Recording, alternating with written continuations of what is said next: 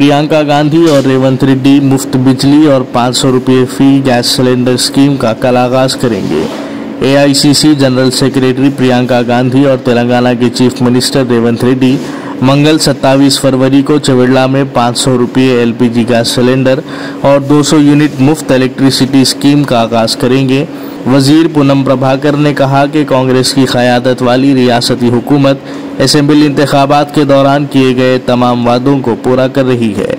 कांग्रेस अपने इंतखाबी वादों को मौसर तरीके से नाफिज करने का इरादा रखती है, क्योंकि लोकसभा इंतखाबात के लिए इलेक्शन कमीशन के जरिए इंतखाबी ज़ाब्ते का ऐलान तेज़ी से करीब आ रहा है। वज़ीर आला रेवंत रेड्डी ने 6 जमानतों पर काबीना की ज़िली कमेटी के साथ जुमेरात 22 फरवरी को होने वाली जायज़ा मीटिंग के बाद मुतल्लिक़ा हुकाम को 2 जमानतों पर अमलावरी के इंतजाम करने की हिदायत दी है। मंगलवाరం నాడు సాయంత్రం 4 గంటలకు చేవెళ్లలో కాంగ్రెస్ పార్టీ ఇచ్చినటువంటి గ్యారెంటీల్లో భాగంగా మహిళలకు 500 రూపాయల సిలిండర్ పథకాన్ని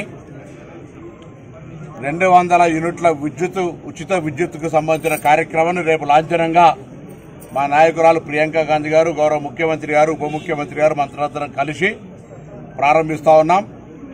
మేము ఎన్నికల్లో చెప్పిన విధంగా వాగ్దానాలను నెరవేర్చుకుంటూ పోతా ఉన్నాం। ఈ కార్యక్రమంకు సంబంధించి అందరూ సహకరించాలని కోరుతా ఉన్నాం।